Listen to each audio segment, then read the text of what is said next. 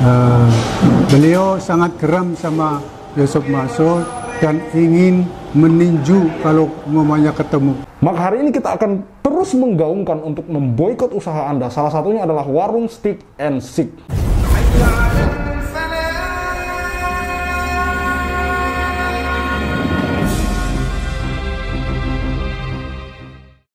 Bismillahirrahmanirrahim. Assalamualaikum warahmatullahi wabarakatuh. Kembali lagi bersama Khalid Al-Walid. Di awal video ini saya mau mengatakan kepada kalian yang masih mendukung Yusuf Mansur dan masih mengatakan tabayun bertemulah, saya pikir berhentilah dan stop mengeluarkan kata-kata seperti itu atau berkomentar seperti itu di kolom komentar YouTube gitu. Karena dalam video kalian saya akan menampilkan pemaparan dari Pak Zain Mustafa dan Ustadz Khalik, di mana untuk kesekian kalinya Yusuf Mansur lagi-lagi tidak menghadiri undangan mediasi dari pengadilan. Untuk kesekian kalinya Yusuf Mansur lagi-lagi tidak menghadiri undangan mediasi dari pengadilan. Itulah alasan mengapa saya katakan kepada kalian yang masih mendukung Yusuf Mansur, stop mengatakan tabayun bertemulah. Karena dalam hal ini Yusuf Mansur sendiri yang tidak punya itikat baik untuk bertemu dan mediasi, menyelesaikan masalah ini secara baik-baik gitu. Oke? Dan tetap kita boikot warung Stick and Seek sebagai bentuk protes kita kepada Yusuf Mansur karena tidak punya itikat baik atau niat untuk menyelesaikan masalah ini secara kekeluargaan, atau intinya minimal bertemu dengan para korban terlebih dahulu gitu, menyelesaikan masalah ini, bertemu dengan Pak Zain Mustafa dan kawan-kawan, di mana mereka selaku korban investasi tambang batu bara JBN Jabal Nur. Oke, langsung kita menuju ke video Pak Zain Mustafa dan Ustadz Khalik. Assalamualaikum warahmatullahi wabarakatuh. Hari ini baru saja kurang lebih 15 menit yang lalu saya keluar dari ruangan mediasi Pengadilan Negeri Jakarta Selatan dalam perkara saya menggugat Yusuf Mansur dan kawan-kawan. Hari ini sudah dilakukan mediasi sebagaimana sidang-sidang kemarin, bahwa kuasa hukum daripada Yusuf Mansur dan BMT Darussalam harus diperintahkan oleh mediator untuk membawa surat kuasa khusus yang notaril. Hari ini hanya kuasa hukum Yusuf Mansur yang membawa surat kuasa notaril, kemudian kuasa hukum BMT Darussalam Madani tidak membawa surat khusus, hanya membawa surat kuasa istimewa di bawah tangan, sehingga saya keberatan. Nah, kemudian karena BMT Darussalam itu hanya membawa surat kuasa istimewa di bawah tangan, hari ini dianggap tidak menghadiri mediasi ya. Kemudian terkait dengan hal tersebut, kemudian mediasi dilanjutkan, bahwa mediator bertanya kepada kuasa hukum Yusuf Mansur apakah ada usulan atau tidak. Mereka mengatakan tidak. Karena ini tidak ada usulan, berarti ini mediasi itu dianggap deadlock begitu. Karena ini dianggap deadlock, tentu nanti sidang-sidang berikutnya akan masuk materi pokok perkara. Pokok perkara dilanjutkan pemeriksaan pokok perkara begitu. Itu, Pak. Jadi di sini kuasa hukum dari baik Yusuf Mansur ataupun BMT Darussalam yang bahkan dinyatakan tidak hadir karena masih membawa surat yang salah gitu.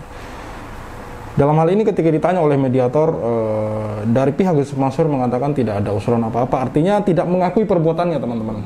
Tidak mengakui perbuatannya, hingga akhirnya kemudian masalah ini akan masuk ke pokok perkara di pengadilan, teman-teman. Kita saksikan saja siapa yang menang. Semoga Allah menjawab doa-doa dari para korban-korban yang terzolimi, teman-teman. Oke, kita lanjut.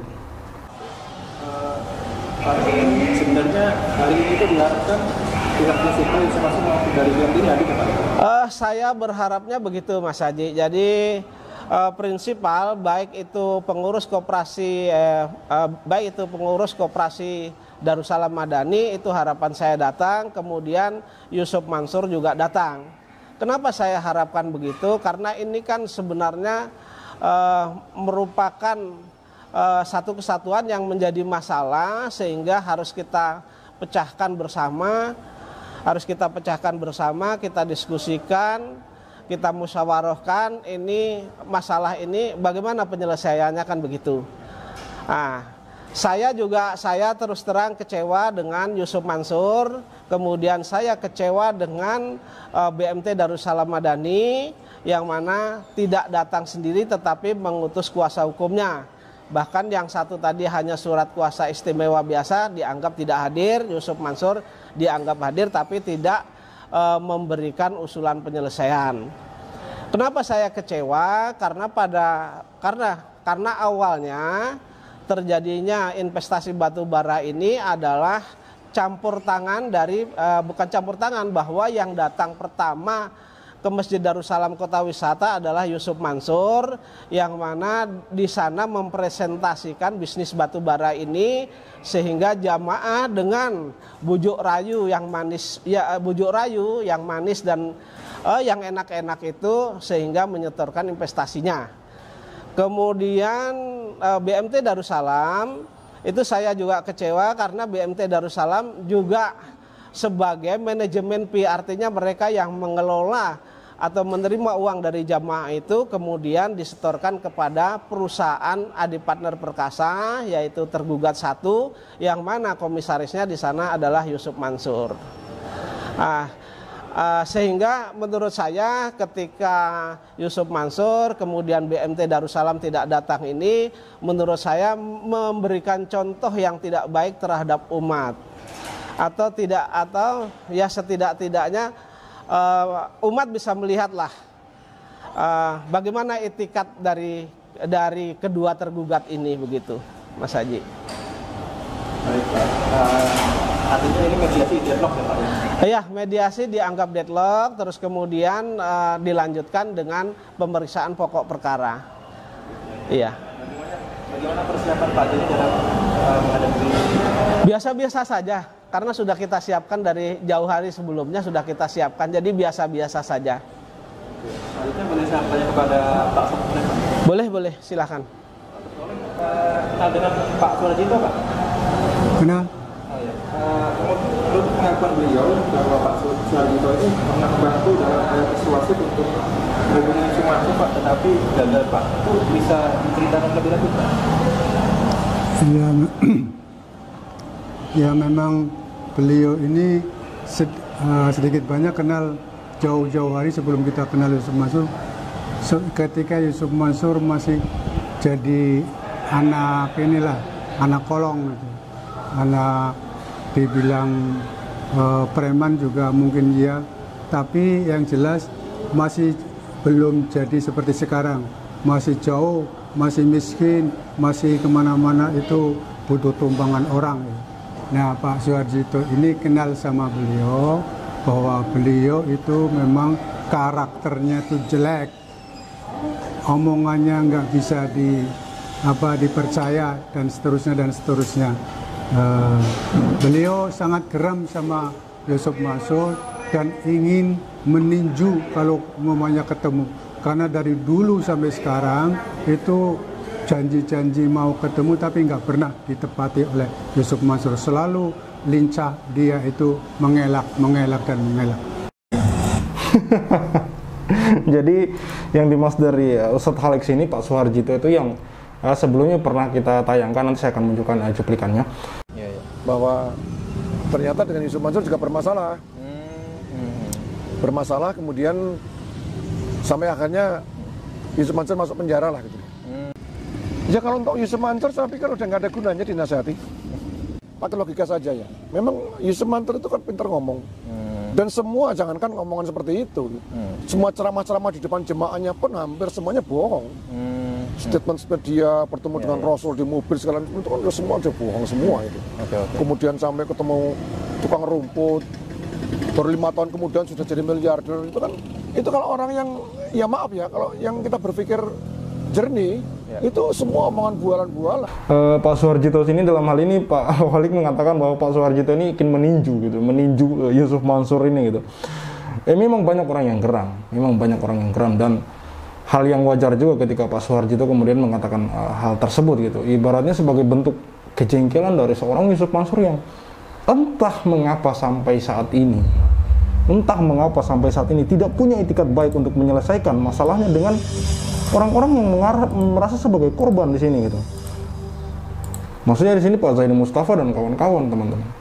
Kenapa Yusuf Mansur sampai hari ini tidak punya etikat baik? Padahal kalau teman-teman lihat dan kita lihat bersama, Yusuf Mansur sebelumnya beberapa waktu lalu gembar-gembor di media sosial, di televisi.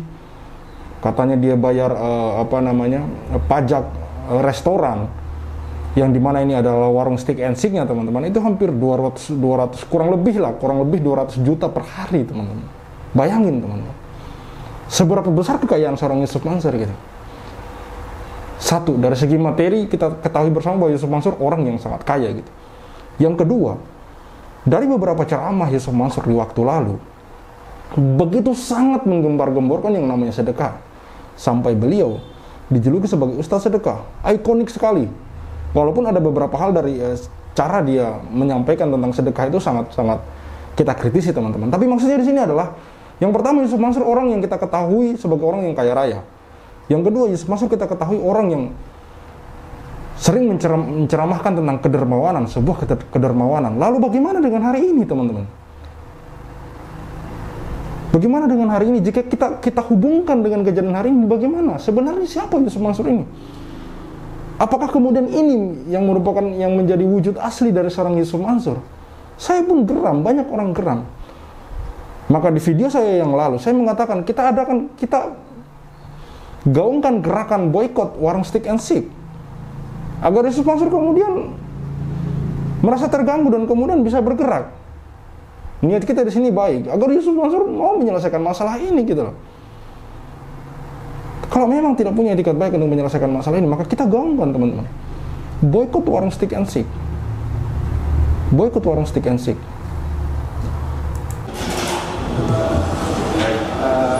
Pak Satkelek, ini mediasi ketiga deadlock Yusuf Mansur dan juga pihak BMT ini tidak aktif kembali. Bagaimana tanggapan Pak Satkelek?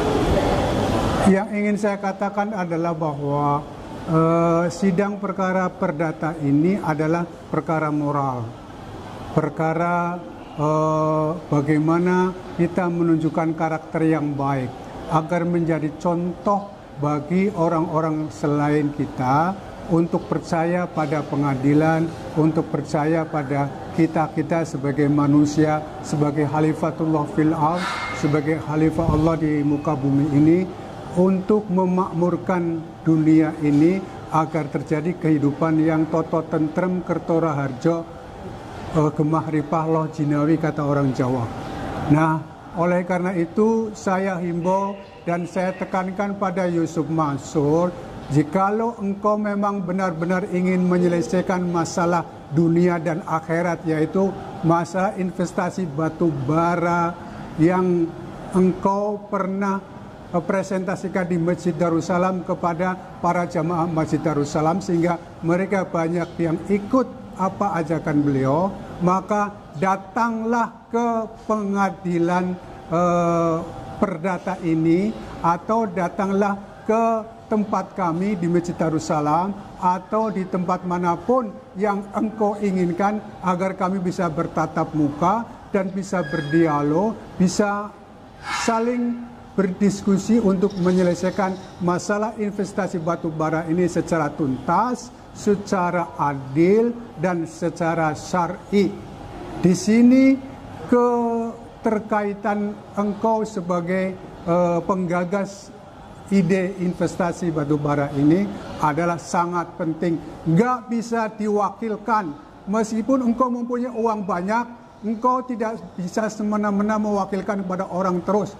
Hadapi kami, tantangan kami, dan dengan gagah berani coba tunjukkan kepada umat, kepada orang-orang yang selama ini engkau bodohi, kepada orang-orang yang selama ini engkau telikung, dan kepada orang-orang yang selama ini engkau tidak pedulikan, dilecehkan. Seperti kami berapa kali kami datang ke rumah, tidak engkau hiraukan, tidak mau menemui, padahal engkau di medsos bernarasi bahwa kalau ingin menyelesaikan masalah batu bara, masalah investasi yang lain, datanglah ke rumah, kita bisa bicarakan baik-baik. Tapi nyatanya kita datang ke sana, engkau kabur, nggak mau menemui kami. Oleh karena itu, sekali lagi tunjukkan karakter baikmu. Meskipun kami tahu bahwa memang sulit untuk menemukan karakter baik dari seorang Yusuf Mansur, tetapi kami masih menghimbau, karena bagaimanapun juga engkau masih menyandang, dikatakan atau dijuluki oleh umat sebagai ustadz. Seorang ustadz itu harus mempunyai karakter sebagaimana Nabi, yaitu sebagai mempunyai karakter tabligh, amanah, dan fatonah. Dan untuk BMT juga hampir sama, karena BMT itu langsung atau tidak langsung terkait dengan investasi batu bara sebagai mediator, sebagai perantara antara kami Jamaah Darussalam dan Yusuf Mansur sebagai penggagas idenya. Oleh karena itu BMT harus menunjukkan juga karakter yang baik, apalagi BMT Darussalam Madani ini diketahui atau diinginkan sebagai BMT yang berdasarkan syariah, sehingga mau tidak mau pengurusnya jangan pernah melecehkan orang. Kami sudah datang berkali-kali ke kantor BMT. Ada satu pengurus pun yang mau menerima kami sebagai tamu, apalagi sebagai saudara. Kami sama-sama Jamaah Darussalam, tetapi engkau betul-betul menganggap dan memperlakukan kami secara tidak pantas sebagai seorang muslim, sesama muslim. Oleh karena itu, sekali lagi saya tekankan, bersikaplah yang baik sebagai institusi keuangan syariah yang ada di lingkungan Darussalam, agar kami bisa menyelesaikannya secara baik. Data-data yang dikatakan hilang, tolong cari, dan kalau sudah ketemu, bilang kepada kami, kita diskusikan, beri kami itu sebagian data-data tersebut untuk bisa menyelesaikan kami secara tuntas, secara adil, dan secara bijaksana. Baik, tapi untuk Pak Zai ini, harapan Pak Zai ini pada agenda sidang selanjutnya, di mana akan mesti gelar pokok perkara ini? Terkait dengan sidang pokok perkara, ya kita ikuti sesuai dengan prosedur saja. Tentu nanti juga akan kami buktikan, tapi sedikit saya bocorkan bahwa berkaitan dengan ini kami nanti setelah nanti masuk materinya itu alat bukti, ya, setelah sampai dengan alat bukti yang kami ajukan, kemudian saya juga akan minta sumpah penentu kepada pengadilan. Jadi sumpah penentu ini untuk menguatkan bahwa bukti-bukti yang kami ajukan itu benar. Dan kami nanti akan tawarkan siapa yang harus disumpah, apakah kami atau para pihak, baik itu Yusuf Mansur maupun BMT Darussalam. Jadi minta sumpah penentu. Sesuai dengan hukum acara perdata Pak Sudikno, siapa yang berani disumpah, maka hakim berkewajiban mengabulkan terhadap perkara yang orangnya siap disumpah, karena itu merupakan suatu kebenaran yang tidak bisa diingkari lagi. Itu saja. Mantap ya dari Pak Zainul Mustafa dan Pak Kholik. Dan sekali lagi saya sampaikan kepada Yusuf Mansur, kemana Anda hari ini gitu, kemana gitu. Dulu sangat sesumbar mengatakan, dengan begitu percaya dirinya mengatakan ke rumah saja, begitupun pendukung-pendukungnya, kenapa tidak tabayun, bahkan mengkritisi kami dengan mengatakan kami penggibah, provokator lah, tukang adu domba segala macam. Teman-teman, hari ini di undangan mediasi persidangan, lagi-lagi Yusuf Mansur tidak menghadiri itu. Rumahnya disamperin, nggak ketemu, nggak bisa ditemuin gitu. Padahal sudah ada pemberitahuan sebelumnya. Lalu hari ini mau ngomong apa gitu? Kalau merasa benar, kenapa harus ngumpet? Kenapa harus sembunyi kalau merasa benar gitu? Kalau merasa benar, kenapa harus sembunyi gitu? Kenapa tidak berani untuk bertemu dengan Pak Zainul Mustafa dan kawan-kawan, dan juga kepada Anda BMT Darussalam, pihak BMT Darussalam. sungguh menurut saya sangat memalukan sekali gitu. Sangat memalukan sekali Anda itu gitu. Sangat memalukan sekali. Sekali lagi saya katakan kepada kalian pihak Yusuf Mansur, berhentilah bernarasi playing victim segala macam gitu. Buktikan saja secara gentleman untuk bertemu dengan Pak Zainul Mustafa dan kawan-kawan, atau bermubahalah lah kalau Anda merasa benar gitu loh. Jika tidak, maka di setiap konten saya akan mengatakan kepada Yusuf Mansur, jika Anda tidak punya etikat baik untuk bertemu dengan para korban, minimal bertemu dengan mereka. Maka hari ini kita akan terus menggaungkan untuk memboikot usaha Anda. Salah satunya adalah warung Stick and Seek. Titik. Saya Khalid Al-Walid. See you on the next videos.